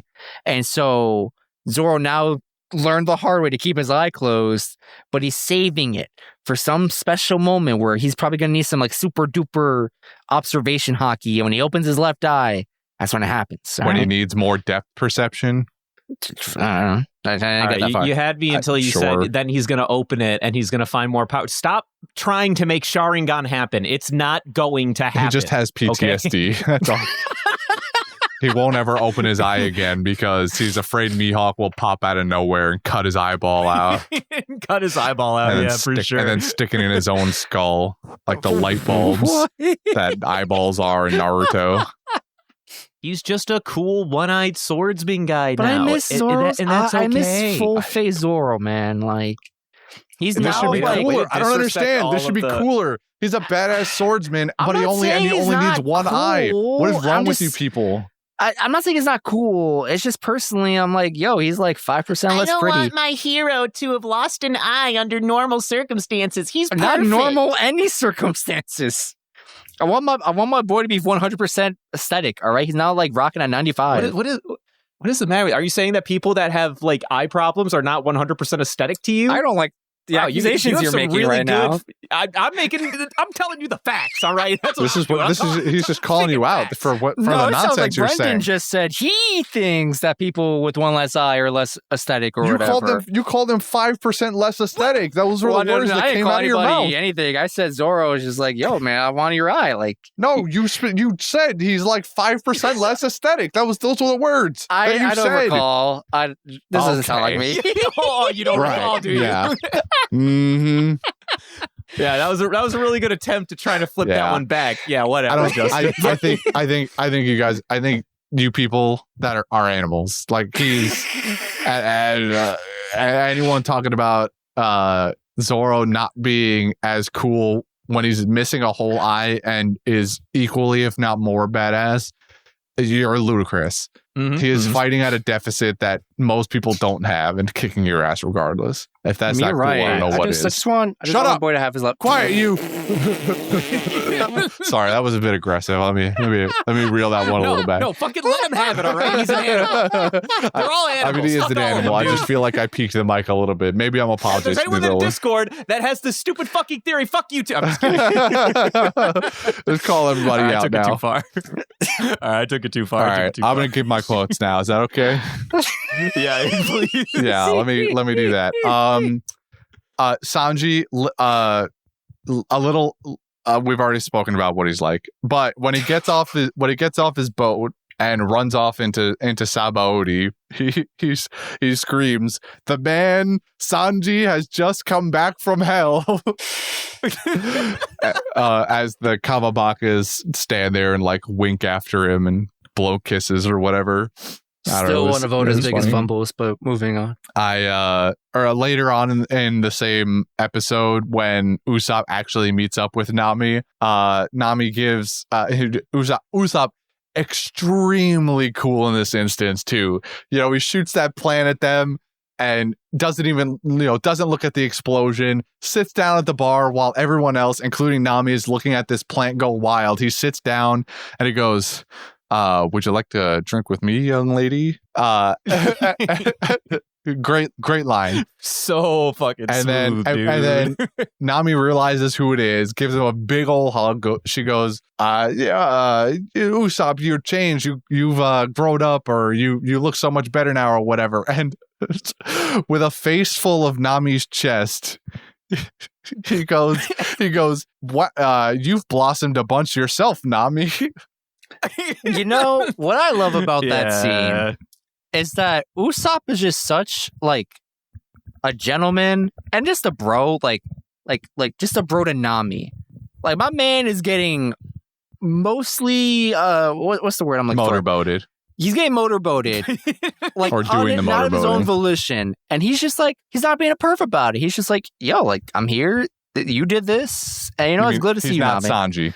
Exactly. What you're saying is No, he's not can I be Sanji. honest? Yeah. Can I be honest? You know your boy meant nothing in relation to what was going on, above the midriff. He was being genuine. He's like, no, you blossom. I don't feel like that's true. I feel like it's a very blatant listen, reference to. out on that. I feel like it's a very I'm not blatant gonna reference to the increase of her bust size. You think so? I think Maybe- it's a little in there. It's not Okay. like beat you over the head with it kind of thing. Maybe Usopp didn't fully mean it that way, but the fact that Oda had him say that feels like a blatant reference to the idea. It's all- Well, that's- I don't know. I see it as like he's so platonic, where that's just what came out of his mouth at the time. Maybe. I don't know. I feel like it's pretty. I think that's like majority of the meaning, with like 5% meaning of like, yeah, no, he definitely noticed like where his face is right now. Well, all right. Well, I do what I could. The last thing I'll say is when Brook is doing his encore, he has a whole speech about being outed as a pirate on the Straw Hat crew, and when they're accusing him, and it might even been the manager or whatever that is walking up on stage like, you're finished now. Brook goes, people think Straw Hat Luffy is dead. Nonsense. Tell this to the whole world. The pirate Straw Hat Luffy is alive. He's giving off some Whitebeard energy to me, like Whitebeard announcing that the One Piece is real. Like Brook going, the Straw Hat Luffy is alive. Feels very in the same energy-ish. I don't know, kind of vibe with me. I like the idea that Brook has become, in addition to the bard of the group, he's also like the press advisor of the Straw Hat Pirates. Like any press related issues needs to go through our resident Skelly boy. I mean, he's clearly got some experience in the advertising biz, Yeah, sure.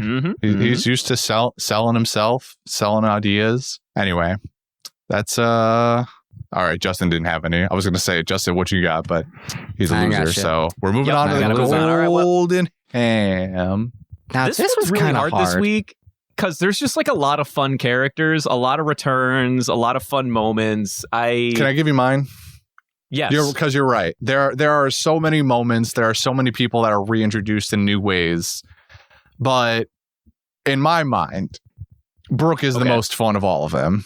Honestly, facts. Because of the way that he ends up back on Sabaody. Just this whole idea that he becomes Soul King Brook, and he doesn't necessarily go through a training arc per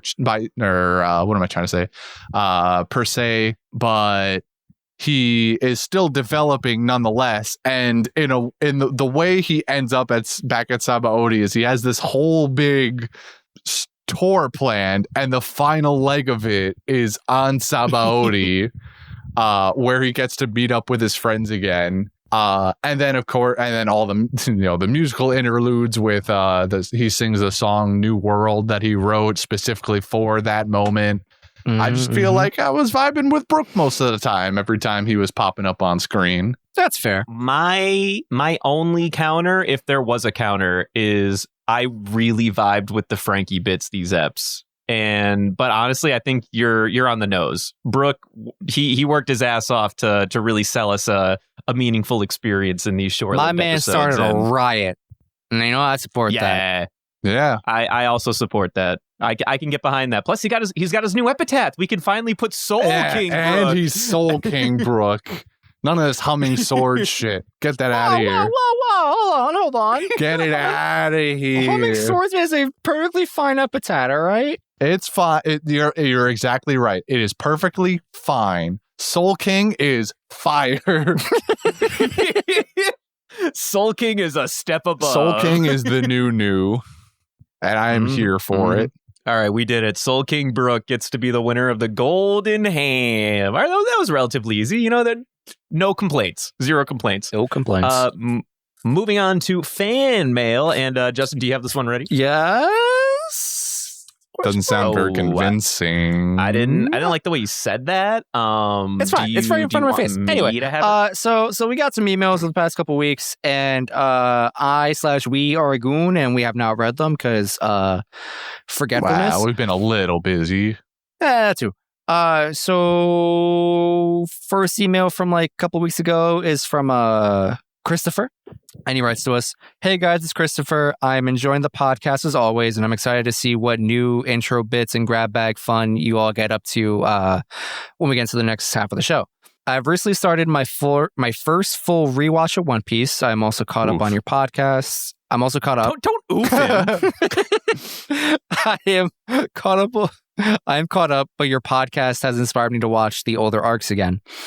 As we all know, Luffy has the Gum Gum and the Dum Dum fruits, and wow, I forgot how much he used the latter in the early arcs. So my listener question is, what is your favorite dumb Luffy quote? I'll give an example as to what inspired this question. In the episode after Usopp joins the crew, Luffy proclaims that the Jolly Roger the crew needs a Jolly Roger, and he paints a D+ effort straw hat skull on a flag. Usopp then mentions he is actually an artist, to which Luffy then deadpans, "Does that mean you can draw?" I laughed for a good while at that line and thus thought it would be fun to hear what dumb Luffy quotes stuck out to you. I will go first, and I will say I feel really bad. No, honestly, not too many dumb quotes stick with me outside of Usopp's dig at Smoker, because that's just the best line of all of One Piece. So I can't really think of dumb quotes. I got one. The one thing I can really think of is not even a quote. It's just a moment. It's back in Skypiea when Luffy is just marching along on his own in the woods, and in the sub he's singing some like traditional like Japanese like folklore song kind of thing. He's kind of like chanting away. I thought that was pretty neat. I think he's like having a moment with a Southbird too or something. I don't know. Something else is in the pan with him. And I just thought it was a cool moment. I don't know. This doesn't really answer your question, but it's the best I can offer you. Not really. He asked you for a funny quote. Is that a funny quote to you? Did you laugh? Maybe. Okay. Well, I guess that answers that. My quote is and will always be, "Jump!" Shit has me rolling, and I don't care how many times I hear it. Or even better when he's like, "Hey, Usopp," and then Usopp's like, "Huh? Jump!" God damn it, I love that bit so much.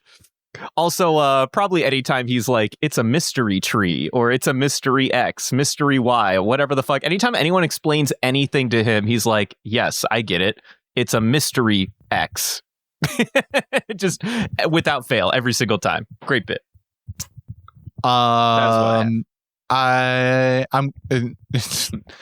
Anytime Luffy's talking about food or wanting food is always funny to me too. Like when he's just like, I want meat now, Sanji, no vegetables or whatever. But I tried to think about this because you gave us this email a little while ago, and I think I vaguely remember trying to look up dumb Luffy quotes because I don't remember too many specifically. There are a lot of dumb moments. And even now, I couldn't tell you a specific quote, but back in Alabasta, when we're invading Crocodile's casino, and they have that they reach a fork of a hallway, and one direction says like VIPs and the other says pirates. And everyone else is like, well, this is clearly a trap. Like we got to go the VIP way because that's where they're gonna be, and Luffy's like, no, we're pirates, we're going that way.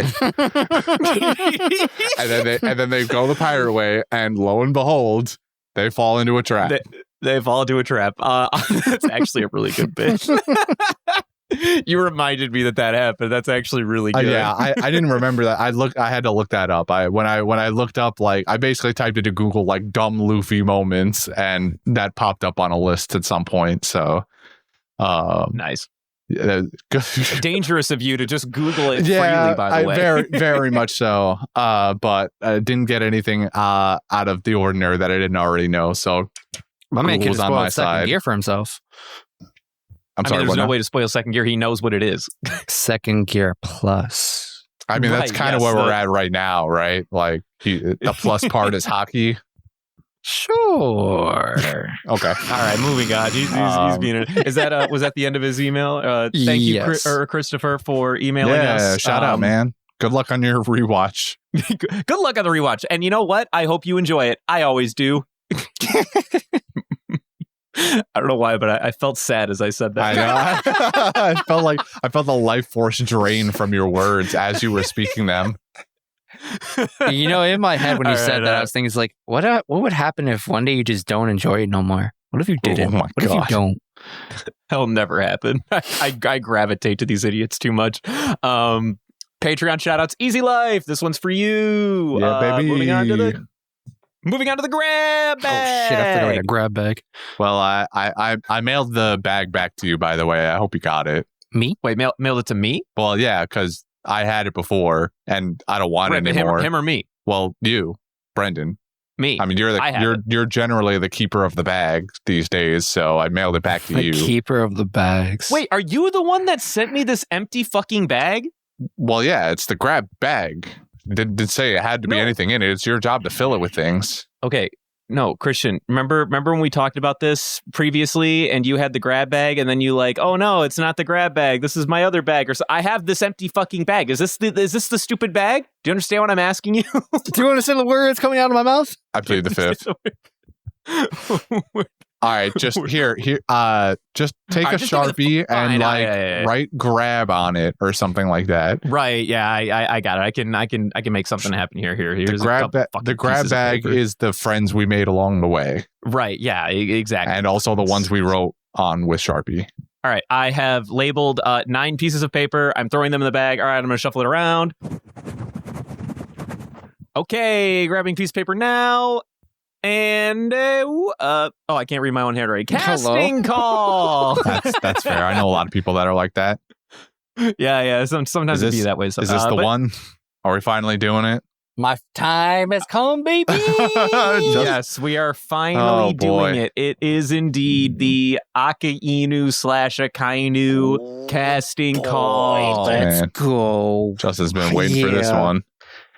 My God, he's been like so. Have we told the listeners how gung ho he's been about this motherfucker? I'm pretty sure at the time, like 3 months ago when we argued about this, that it wasn't the right time. Before we even knew his devil fruit, this man wanted to have Aka Inu be the fucking casting call. It was wild to me. I personally didn't think it would matter, but I'm gonna let him finish the arc at least. Like, we didn't even know how bad he was going to be, like as a person yet. I thought we knew all we needed to know from the Ohara scene. Wow. You're such an animal. He wasn't even like a prominent feature of that. He was just like there, and he's like, if we let even one scholar get away, blah blah blah blah blah. Like, yeah, we get it. You're rude. Anyway, you're mean. We're here now. So since you've been so gung ho about it, why don't you lead us off with your list? Because you've been working on this list for a while. If I remember correctly, too, there was like one that you really wanted to get off your chest or something like that. You're probably right. But so I realize it's not for him. There is a particular actor that I'm holding in my back pocket to use eventually for a casting call occasion. And I've been thinking to myself, when would I use this particular actor? And I finally figured it out. I'm gonna keep that to myself though. But just all right. Don't be surprised when I kind of give us a really stupid casting call nominee, if you will. Just be on the lookout for that. Okay. Great. Thank you for getting my expectations even lower than they already were. So what are your fucking choices for Aka Inu? Oh, right. My list that I closed my phone for. Hold on. I wrote these down how many months ago? All right. So my lineup. First and foremost. I hate him so much. Me too, brother. Me too. My lineup. First and foremost, Robert De Niro. That man's an amazing actor. He can play anybody, anytime, anywhere. Robert De Niro. I'm not saying like he couldn't do it. I'm just like out of No. This is his joke, right? Because he said Robert De Niro when we were doing Nami, right? Oh, okay. This is his joke now. Actually, hold on. My brain broke. Can I stop you for a second? I thought Al Pacino. No. Even though he said Robert De Niro, I saw Robert Downey Jr. Oh, God. Only now do I realize that this is just the ongoing fucking joke where it's Robert. You got to stop with this whole fucking I will do no such thing. Shit. Robert De Niro is an American hero. A treasure, even. You got to stop. All right, after I want fucking Robert Downey Jr. I don't know what this is either because... in no part of our regular lives when we're just talking does he ever mention Robert De Niro. Never has it come up in conversation. I am convinced he couldn't name 3 movies with that actor. Anyway, so my next nominee, one thing is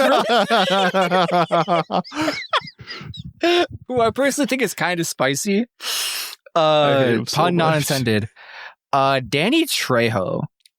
Okay. Yeah, I mean, I can see Danny Trejo. That's fine. I think I think I'd give him more of like a Garp. That'd be kind of fun, don't you think? that sounds better to me. that's fair. I So- just feel like Danny Trejo could really harness the menacing aura that Akainu oozes out. And he also got like a similar, I don't know, not similar facial feature, but like I don't know. I feel he's like got the look. I feel like every movie Danny Trejo is in, he's like the pseudo badass, but also is like the, put you in a headlock and give you a noogie uncle at the same time too. yeah. I feel like I've only seen that side of him in like Spy Kids, and any other movie I've seen with Danny Trejo, it's just like him just unloading a clip into somebody. Maybe. Fair enough. I And might there's be also the basing whole it too Machete much on Spy franchise. Kids. But yeah, it's Danny Trejo. My next nominee is an actor called Javier Bardem. Feel free to Google him, just because you probably wouldn't remember his name, but you remember his face. Can what's you he tell been me, in? Like what He has been Yeah. in No Country for Old Men. I think he was one of the two main characters there. I didn't see that movie personally, but he was opposite of that other famous actor, the white guy. Not doing a great job here. Uh-huh. So yeah, No on. Country for Old Men. He's been in plenty of 007 movies, predominantly Skyfall. He was in a Pirate of the Caribbean movie, apparently. He was in. I like when you say that. He was the villain in Skyfall. He was one character, not in 007 movies. He was in one movie as the villain in Skyfall. Well, anyway. So he was in Pirates of the Caribbean, Dead Men okay. Tell No Tales. He was in a movie called Loving Pablo. And this might be his latest role. Pablo He Shu. was in this honestly not amazing movie called Lyle Crocodile. Is that based off my D&D character? I don't know. Is it? I don't know. All I'm saying is I had a D&D throwback, dude. character Holy named shit. Lyle the Crocodile once upon a time. Also, hold on. This I might am be a fun like- fact. In the I'm movie so Loving interested to Pablo, know- he was in with the movie with his spouse Penelope Cruz. Oh, that's kind of cool. Yep. Okay. What's your last casting call? My last member, Josh Brolin, just because kind of easy person, kind of fit the role. One day he'll come up with characters that he hasn't fucking said I mean, 300 times to before. be fair, Javier Bardem and Danny Trejo are new. So Danny Trejo, I'll give him, even if I wouldn't put him as Aki Inu. I'm not giving him Javier Bardem. He didn't even know who Javier was. He might have like Googled dudes and was like, yeah, Javier Bardem. That sounds pretty How good. do you think I'm doing this? You think I know the names of celebrities outside of Robert mean- fucking De Niro? I think of God damn you. I think of characters like that were bad guy Yeah. characters, and I worked backwards. That's what it is. I don't. Maybe sometimes I do that. I'm mostly going in the direction of like I start off with the image of somebody, and then I think about their acting credentials or not even credentials, like history of the roles they played, and then I go from there. That's just how my brain works. All right, I need someone that match the image, the aesthetic that I have and associate with this character. That's how you normally go. That's fine. All I'm saying is, it feels like despite the fact that you've been bartering for this Akainu casting call, it just feels like you came up with None of these takes were interesting. I don't know. It just I don't know. Interesting. Like Danny Trejo is an interesting. I'm being a bit disingenuous, to be fair. Danny Trejo's an interesting choice. It just feels like I don't know. Maybe I expected someone more than Javier Bardem and Josh Brolin. I don't know. Well, who do you got over there, mister? All right, I'll tell you. The first person I thought of when addressing big bad military guy was Stephen Lang. And Stephen Lang, the character I specifically thought of for him was the jarhead from Avatar that serves as the main bad guy. If you remember Blue People Avatar movies. Yes. He is the main commander or whatever guy that serves as the antagonist throughout the entire movie. He gave me big, aggressive, do whatever it takes for the sake of your military, and also will punch a hole through somebody if need be. Yeah. I'm sorry to interrupt you. I had to Google who Stephen Lang was because I did not immediately know who that person is. After looking at him, I do. And after looking at this Google page, apparently there's a green light for an Avatar 3, 4, and 5. Why? Why are we making more of these movies? Did you not know this? I didn't know about 4 and 5, but 2 and 3 have been in production at the same exact time. 3 is coming out next year at basically the same time the second one did, whenever that was, like 2-3 months ago. Oh my God. They are unironically going through the 4 elements of the Avatar land. Just so you know. Okay. Second question. I recognized him in his role from the movie Don't Breathe. I never got to see it, unfortunately. So I was going to ask you if you saw it and if it was any good. I did. Don't Breathe. I didn't see the second one, actually, but Don't Breathe 1 I enjoyed. I like the first one. The second one, I guess it was sort of similar to the first. I don't know. I think you could miss the second one, but the first one was good. The first one was good. And I think also, he's an old guy with a military background in that too. So my man's really typecasting himself, huh? I mean, it happens, and that's part of why he makes a good choice in my mind. Secondly, that I picked after giving it a little bit more thought past Avatar guy, Anthony Starr, who, for those who don't know, is most recently famous for his portrayal of a certain Superman-esque character, Homelander, in The Boys. Wow. I think he makes a fantastic villain. If I was to hate on it, it's that I almost think he's too young to be Aka Inu, because Aka Inu is supposed to be like 45, I think. It's true. Aka Inu is a bit of a middle-aged guy. I don't know. I think Anthony Starr is a little bit on the younger side, but you're right. Could we see Anthony Starr as a smoker? I could absolutely see Anthony Starr as a smoker. I could have it. Holy shit, Anthony Starr is 47 years old. He's perfect. Oh, okay. He's perfect. Wait, how old's Akainu? Google how old Akainu is. Hold on, let me look it up. I'll give you my last pick. My last pick, which I think actually is my favorite one out of the 3 I came up with, is John Bernthal, who is I can see that. Who is the Punisher, or Rick Grimes' best friend in The Walking Dead, who's piping down his wife. I like the way you put that. Thank you for really putting it into perspective. I don't know. I really like John Bernthal for that role too, mainly because of how good he did in The Punisher. The energy that he gives off in The Punisher feels very reminiscent of something that Akainu would be like. This feels good. Yeah, I like John Bernthal out of those 3 personally. I think those are great picks. How old's Akainu? Also, 55. That's close enough in my book. Look, that's not bad. That's not bad. Within a decade, that's perfect. Yeah, no, for sure. We could maybe age him up just a little bit, because Akainu has those like stress lines on his face too from frowning all the time, and get a little bit of nothing. A little bit of makeup can't fix. Yeah, totally. All right. Well, was that your list? Sorry, I was taking a drink of water. Yes, I'm done. All right, perfect. Well, now that we've also established these 55, all of my characters are like 40 or lower. So, moving on to my list. I just wanted to give you that dig because I didn't want to be alone. I chose, beyond a shadow of a doubt, the first man that comes to mind in both aesthetic, age, and brutality, Batista. And also, Batista's like a really good actor to me. I'm all in on anything that dude is doing. He has been turning up 9 recently. times out of 10, when he's in movies, I like them, period. So all I'm saying is put that man in more shit. He's in a horror movie that's coming out real soon from the Knock on the Cabin, something like that.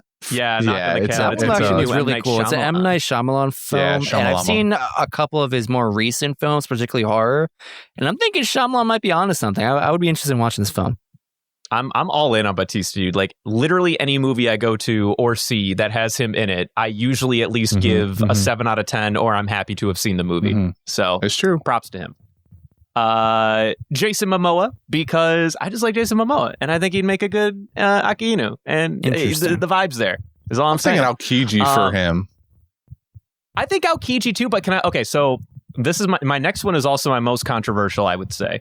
I pick. So in my mind, I want Adam Driver to be Aokiji. What? And I couldn't think. You went way below 40 on that one. I want Adam Driver to be Aokiji and then Adam Sandler to be fucking Kizaru. So which Adam who is the would I third? want in a mix of those two idiots to be Mayaka Inu? To be honest, I feel like I actually want Michael B. Jordan, but I picked him before. So I picked a different guy who is going to be his counterpart in the new Creed movie, Jonathan Majors. He's been showing up recently, and he's also a very good actor. I'm very much looking forward to the way his career pans out in the near future. He's been in Creed 3, or he's going to be in Creed 3. He starred in a show on HBO called Lovecraft Country. It was really good. It kind of goes for like the vibe of, what do you call it? Kind of like that Jordan Peele sort of like creepy stuff. Yeah. I don't think it sold it quite as much as anything Jordan Peele has done in movie settings, so what have you. And he's also going to be Kang in the Marvel stuff. So yeah. Okay. I'm looking forward to seeing what that guy does in the future. Okay. So in a perfect world, I have Adam Driver as Aokiji, Adam Sandler as Kizaru, and Jonathan Majors as Aki Inu. Okay, I like this. When you first said Adam Driver, my brain was like, you want Adam Driver to be Akainu? What? Yeah, that's where I thought you were going, because we weren't talking about backup characters. Adam Driver is Aokiji, and then Jonathan Majors could be Akinu. And then my final one, because I just need more big Angie, but I didn't want to do another dude, Ronda Rousey, because why not? For the gender bend. Sure, why not? All right. Let's do it, dude. We don't have to be all dudes up here, man. Let's just fucking throw a badass chick out there and beat the. Could you imagine Ronda Rousey punching a hole straight through some motherfucker that looks like Ace? I think I could. Is all I'm saying. I could see, kind of similar vein in terms of her credentials. Gina Carano can match that. I energy. just hate her on a personal level. So that is very fair. It. I don't think I'm as strong as you. I remember she's not in the best of light right now, and probably doesn't deserve to be on screen right now. Warranted and good for her. She deserves it. Chris, you got any other? You got a backup female? Mine's coming up flat. Yeah, backup female off the top of the dome. Not really. No, I can't think of any beefy women. Maybe shit, what's her actual name? Whatever the chick's name who plays Brienne of Tarth in Game of Thrones. I think her name is Gwendolyn something or other. Yeah, it's Gwendolyn something or other. I mean, I like her a lot. I don't know if she plays too many nice characters, though. She doesn't look like she has an evil bone in her body, even though she does Captain Phasma. I know she does Captain Phasma, if that's what you were about to say, but Captain Phasma is a pushover as far as I'm concerned. Well, I was gonna say she was the devil in what do you call that? The Sandman or whatever. I didn't see that. I don't know what that is. You haven't seen the Sandman? Dude, watch the Sandman. It's so good. I'm assuming it's not based off of the Spider-Man villain. No, it is not based off the Spider-Man villain. I think it's like a Dark Horse or a DC property, right? I'm glad you asked, because I also unironically thought the same thing until I realized otherwise. It is not based off of... Yeah, it's very, very much not. In fact, it is a DC property, in fact. Oh. Just so we're clear. Okay. I have a spicy... Well, I guess... Anyway, I have a pick. I think Salma Hayek as a gender-bent Akainu is kind of see cool. that. And Salma Hayek is like, she's like kind of jacked, or at least she can be when she feels like it. I don't even care about that. I just think I haven't seen I can't remember too many of her, films where she's played like a villain or like a super menacing character. But I think she could nail it if she wanted to. I'm here for Salma Hayek, and while we're here, fucking throw Penelope Cruz back in the ring. Is all. No. Listen, if her husband's in my lineup, I can have the wife in there too. I see no problems with this. That's all I'm saying. I feel like that one's a little nonsense to me. I'm here for the memes, all right? Come on. All right, I think that's enough. We've gone past 2 hours here. Sorry, Dylan. Sorry about that, Dylan. Yeah. Well, Justin, why don't you just do the thing? Thank you for listening. If you wish to follow us on social media, you can do so at Panda Sightings on Instagram and Twitter. If you wish to email us, like Christopher here, you can do so at pandasightings@gmail.com. If you wish to financially support us, we have a Patreon. You can look into that. It will be in the link in the bios of all of our social media. It'll be in the bio of our podcast description. And we also have a community Discord. We do cool stuff in there. And by we, I mostly mean our fellow members who keep the thing alive and going. You can be one of them. Go join them. And yeah. All right, Brendan, I'm back from Best Buy. I've got your firmware update. I need you to turn around and bend over, please. Okay, sorry. Spread the CD port for me. Oh, do you need me to like turn on my side or something, or Yeah, if you could. It's set. Yeah. The angle will probably be a little bit better. All right. Yep, got it. It's never easy. All right. That'll take a few minutes to boot up. Should be good to go by the time we come back next week. So I'll expect great things from you. All right, buddy. All right. I'll just hunch over like this between now and then. Yeah, that's probably a good idea. You're gonna be sore for like a day or two also. So yep, you'll be fine. Can do. All right. Thanks for listening.